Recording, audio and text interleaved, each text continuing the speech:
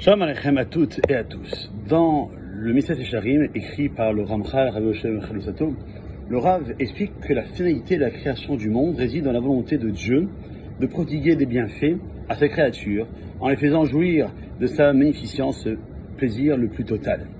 Cependant, le Ramchal soulève la question: comment comprendre que nous nous trouvons dans un monde de travail, de labeur, si le but ultime est de savourer?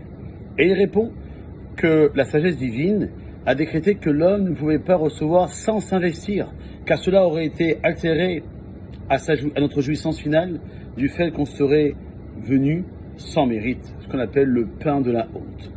Il en sort que 6000 ans de labeur ont été décrétés afin de ne pas donner à l'être humain une récompense sans mérite. C'est la raison pour laquelle l'être humain est venu sur terre afin de réaliser Torah et Mitzvot, d'acquérir des mérites et d'en sortir récompensé. Toutefois, 6000 ans de travail ne peuvent se résumer à la simple raison de ne pas savourer un pain de honte.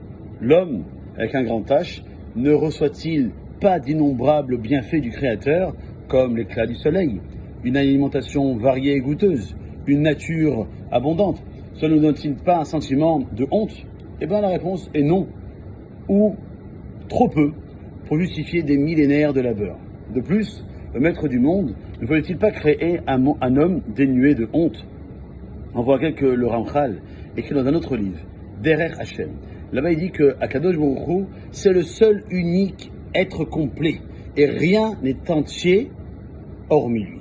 Tout ce que nous considérons comme complet et absolu dans ce monde n'est que relatif. Une belle créature n'est belle que parce qu'il existe des moins belles. La situation de société n'est conditionnée que par le sentiment de faim qui précède. La lumière ne s'exprime que par contraste à l'obscurité qui aurait pu s'entrevoir. Rien ne peut être bon à part entière, mais uniquement par relativité. La volonté du Créateur,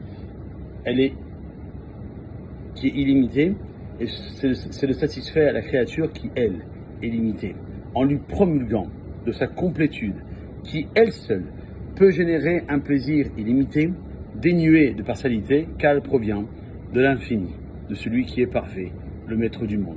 Et pour ce faire, Akadosh Baruch Hu invite et œuvre sur l'être humain, par le but de son service à s'attacher à lui, qu'on a vu dans 2 parachiotes précédentes, Ve'atem adevekim b'Hashem, d'être collé à Dieu.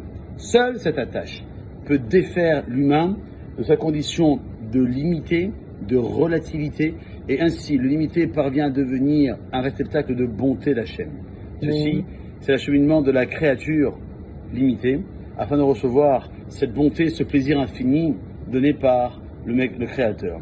Et c'est là que le pain de honte prend tout son sens. Avant tout, il faut comprendre que la honte est un sentiment de décalage entre la condition et l'événement. Un être ressent de la honte lorsqu'il vit en contradiction avec son estime, en discordance avec son appréciation. Dès lors, le Maharal de Prague nous dévoile avec profondeur le lien de causalité existant entre le projet de création. La honte n'est pas le frein à un modèle de création où l'homme tient profit du Créateur sans rien donner en échange, mais le lien de causalité, il est inversé.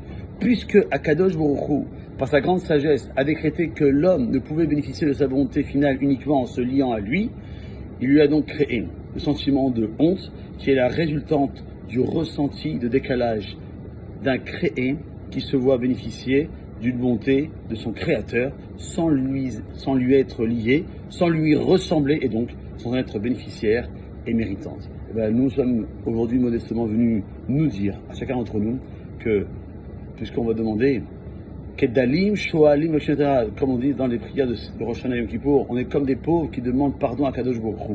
Et on va lui demander, chanter, Hachem, donne-moi la santé, donne-moi l'argent, donne-moi ci. Mais comment on peut demander alors que nous, on ne fait pas ce que le Créateur nous a ordonné?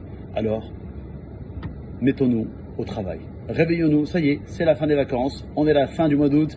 Pour tout le monde, ça y est, les yeshivot ont commencé depuis lundi, les écoles vont reprendre dès lundi prochain. Donc ça y est, on est tous sur les rails du travail. Alors n'oublions pas que sur les rails du train, il y a un rail à gauche et un rail à droite. Celui de gauche, c'est celui du travail. Celui de droite, c'est pour servir le maître du monde. Passez une bonne journée. Kol Tov.